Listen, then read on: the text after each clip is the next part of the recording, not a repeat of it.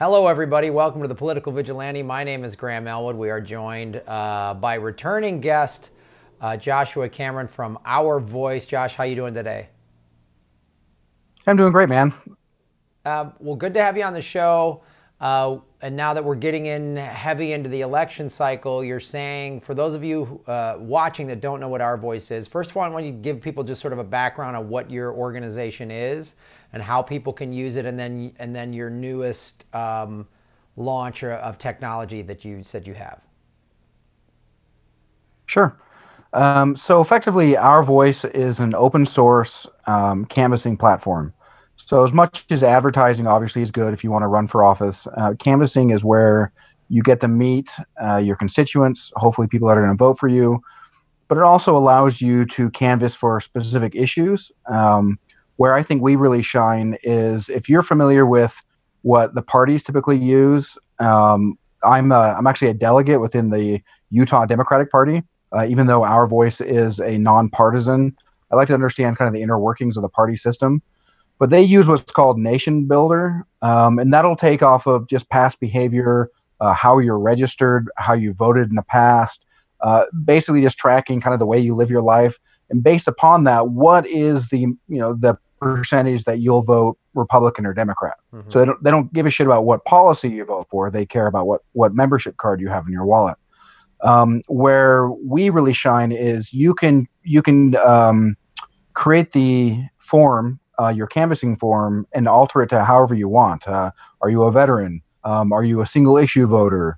What do you think about climate change? What do you think about a Green New Deal? Do you think the two-party duopoly is, terrible, disgusting system? Whatever you want to bring up. And then you can actually collect policy data, and whatever you canvass for, you own. So you own that data. We just broker the technology for you. So if Graham Elwood decides he wants Graham Elwood for president, you can then invite people to be a part of your campaign. And where this is nice is if they are canvassing for you, they can upload information to you. But since you're the owner of that campaign, only you own that data. Okay. So they can't actually share that data with anyone else other than uploading it to you. And so before this was Our Voice USA is what the name of the app was. And it was specifically targeting people who wanted to run for their local, House of Representatives seat or, Senate. Or even mayoral, city council, et cetera, what have you. Well, we have a beta release of what we call Hello Voter and Hello Voter HQ. Well, Hello Voter HQ is our web application that is basically the command center. So where you're going to go ahead and start giving people out their turf. So what's nice about some of the functionality here is if you were, say, to run something on a national scale or even statewide, there's parts of the state that you probably really don't know how relevant it is until you start digging into the weeds, but you might have somebody who's really excited to help out now. And part of the problem I think a lot of volunteers have is that they want to help. And part of the problem with people who are just kind of jumping in for the first time, they don't know how to help you help them, right? And so what you can do is you can actually just do an auto turf, which will take their address and just carve out about a kilometer radius around their address and just have at it, Hoss. So go and canvass these people because I'll eventually need to talk to them. Here's the form of the questions that I hope that you'll canvass them with, and then share that information as you will. And then you can carve out specific house districts if you want to give that to somebody. You can actually draw the canvassing area that you would like, and then you can create separate teams. But like I said, this is in beta. So there might still be bugs here and there, so we'd love to have any feedback. Okay. But our director of technology, Corey Henderson, uploaded 132 million addresses to see if it would work, and it worked just fine. With dummy data, that was about, if I recall, he said somewhere around 200 gig. So if you were to have real data, that's probably going to be close to a terabyte for that amount of addresses. That's amazing. So how can people who are just watching this show and are, wanting to get more information on potential candidates and elections and races and stuff like that in their area, how could they use Our Voice? So you can go to ourvoiceusa.org. It'll tell you all about the organization itself. There will actually be a link from there to go to our GitHub. So GitHub is where if you were to say you wanted to program something in JavaScript, you got some cool little web application, you loaded to GitHub, which is again another open source place for anyone to look at unless you create it private. But we've uploaded it there specifically so people can actually go and get the code that Corey Henderson, the wizard behind the curtain for us, created, and they could take all that code and then they could make whatever they want of it. So we made this completely open source to the point where you can actually see the code. So if you're a programmer and you see things that you think that you could use to build upon the program, again, have at it. But ultimately, another functionality that we provide with the app itself on the mobile part, so the Hello Voter. So if you go to your app store, iOS or Android, and download it, you can look to see who your representatives are, and it'll give you a list of anything from city council on up to your federal Senate seat. And so what a lot of people don't really know is, like, who the hell even governs over me? Like, and they may not even know the names of the actual offices themselves. And so this will give you a list of the office and the name. Like, oh, hey, well, who's this guy? Quick Google search, some Wikipedia, and wham, bam, you got some information. And so we try to link people to information and link people to technology to enable you to kind of upset the apple cart, because ultimately, like I said, I'm a delegate for the Utah Democratic Party, but let's face it, both national parties are pretty garbage parties. Yeah. They serve themselves. They're far more interested in what membership card you have than what policy you care about. The very people who say that they love AOC shit all over Bernie, even though like it's really hard to tease out where the differences are, between a lot of their policy ideas. And the very people who say that we shouldn't be anti-Semitic or anti-Islamophobic, they're just afraid that AIPAC won't give them their money. Right. And ultimately, we also think that people who use superficial arguments like, if only we had more Republicans in office, then things would be fixed. Or if only we had more Democrats in office, then everything would be just fine. When that's a really dumb idea. Right. Like the idea that one party who serves itself and just cares about its own money and paying its own lobbyists and pundits really is not going to be any way to fix it. So we're hoping that we can enable the working class and those who have the will and the drive to go out and try to overturn that apple cart to do just that. And one last point too is, let's say that you don't feel that you really have the ability to run for office yourself, but you've got a free hour here and there. You could create a form on things that you like. What do you think about the Green New Deal? Mm-hmm. What do you think about, collecting rainwater? What do you think about, whatever city ordinance that you don't like? Go canvass some people around you. Now that's data that you can then share. So if you hear of somebody who's then going to run for office, you can share that data. Hey, in my neighborhood, this is what we find useful. But then if you do that across hundreds, thousands, tens of thousands of people, well, now you have competitive data, and not just data that says, hey, how likely are you to vote for a major party? But hey, how likely are you to vote for policy? Right. And then you start sharing that with people who stump for policy, and you've got a competitive advantage. And then you can either use that to help somebody who's currently working within the system of a party, or you could help create a poor people's campaign, or Nick Brana wanted a people's party, or maybe you really like Joel Stein and you want, the Green Party, or you liked, what's his name, Johnson, you really want to help the Libertarian Party. Whatever your impetus is, it's for anyone to use, completely free. So we're not going to charge you to use it. And so this is where, we're really hoping that by socializing this technology, it will inspire and create a vacuum that opportunists and who really think whether they're drowning themselves in their beer or having Sunday dinner, just thinking, wow, this shit show, I could do 10 times better than these assholes. Well, you know what? You probably could. Go give it a shot. Use the technology to do just that. And the great thing about your technology is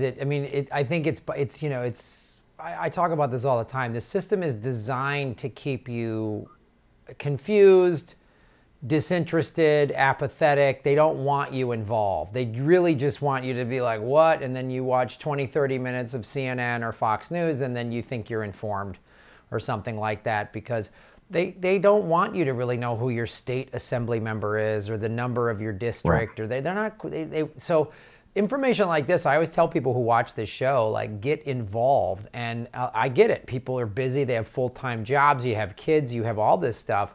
But as you said, here's a piece of technology. And it's really the technology is what, like the internet or social media is what woke a lot of people up in 2016 to just the lies of the corporate media, saying that all Bernie support were violent burn bros and they were throwing chairs, and that was debunked. Or not a lot of people showed up at this rally, and people were like showing videos like, what? I mean, even now, the mainstream media is like, oh, Venezuela, it's people are eating out of the garbage cans. And then someone goes down there on their Twitter feed and they're like, I'm in a grocery store in Caracas, and there's just regular people shopping in a grocery store like you would see in Salt Lake City or LA or anywhere else. So what you're offering people is access to the political system and actually have an influence in it in a very small way, because I think that's the thing that I always make. That's why I say everybody who watches this show, you're all political vigilantes, because all of you can get involved in one small way or another, even if it's a couple hours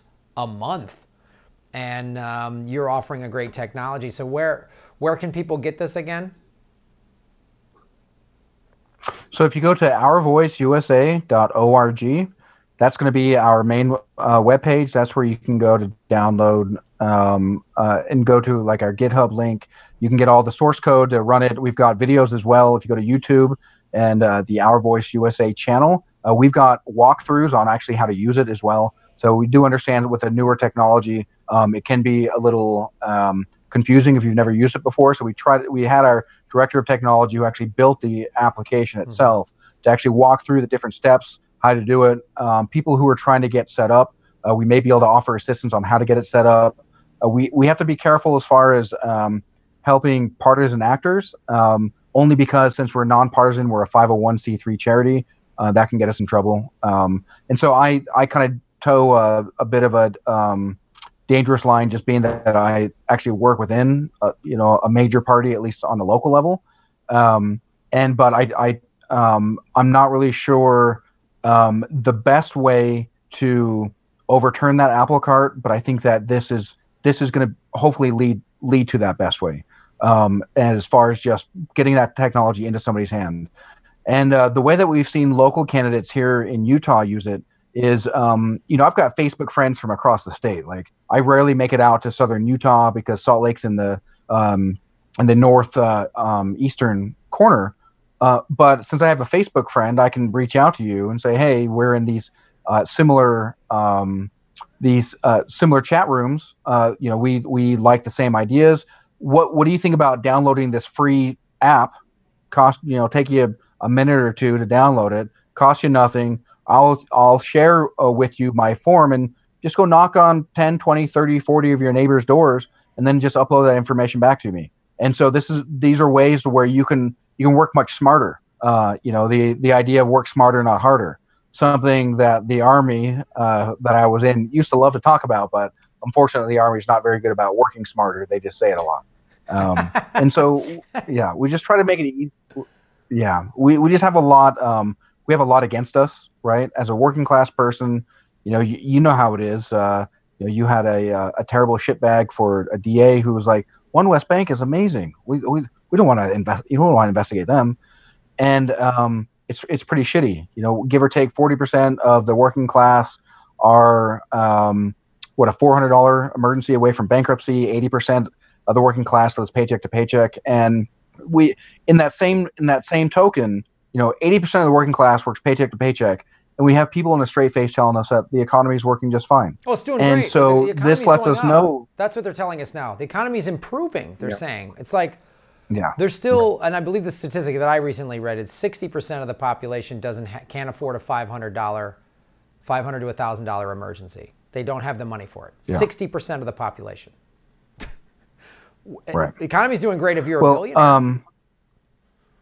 And so, what's scarier too is, so there in California, kind of around where you are, there's been reports where some of the homeless are now getting typhoid, so a medieval disease. I was watching the Joe Rogan Experience with a guy who was he talks about these tropical diseases, and he really wants to see about getting vaccines out for many tropical diseases. He talks about that, and I believe he said 80% of the newest tropical diseases that we're aware of that are coming up nowadays are happening in the G20. So the poorest of the rich, the ones, you know, when the UN came and investigated that in Alabama, there's things like hookworm, and you know, there's these parasites and these, you know, that third world countries have. And so this is how we treat the working class, and it's no mistake that Betsy DeVos is in office. Oh, yeah. And if you look back to, you know, the 70s when the working class pay flatlined, well, we started, every time that we would balance a budget, we'd always gut from public education. If you got from public education, then you were effectively taking away things like arts, humanities, civics, and you are retarding our ability of a how to think and replacing instead a what to think. And then if you make parents so busy that no longer is it a single household breadwinner, it's a dual household breadwinner. Well, now not just a dual household breadwinner, but now one or both spouses have more than one job. So now they're so busy they have no time to spend with their kids. Their kids are just being indoctrinated with what to think. And so you don't really have the ability to stop and be like, well, wait a minute, is my government, or is this, you know, fill in X, you know, pundit, you know, Rachel Maddow or, you know, Keith Olbermann, are they you know, are they gaslighting me? Like, I'm pretty sure Keith Olbermann just told me that Donald Trump wouldn't accept the results of the election, yet here's Keith Olbermann not accepting the results of, you know, the Mueller report. And it's fascinating while also fucking scary to watch, right? And so we're hoping that the people who do drink their beer or cry into their beer or cry into their fucking ham sandwich while they're in a soulless environment, you say, you know what, I could do fucking better. Well, you're right. You're more than likely right. And hopefully we can help you out. Well, that's great. So everybody watching, I'm going to put the link to their site in the show notes below. Josh, thank you so much for taking the time to let us know about this. Guys, I always say get involved every way that you can. There's a lot of great ways. Our Voice USA is one of them. Also support this show, like, subscribe, share the videos, watch the ads all the way through. When you click skip ad, I don't get paid. If you're a YouTube Red subscriber, I get paid no matter what. And of course, you can go to patreon.com/Graham Elwood and support this show and get bonus content for as little as $5 a month. And, you know, YouTube has already demonetized a couple of my videos again, so they're starting that game. So supporting on the Patreon really helps. And of course, the Progressive Comedy Tour, April we're in Texas, May we're in Salt Lake City and Boise, where if you come out to the show Sunday, May 12th, you're going to meet this gentleman right here and learn more about Our Voice USA. Thanks for watching, everybody. Well, hey, thanks, man. It's always an honor to talk to you. You got it, brother. Yeah, make Gotham great again, sir. Yeah, absolutely. Make Gotham great again. Thanks, everybody, for watching.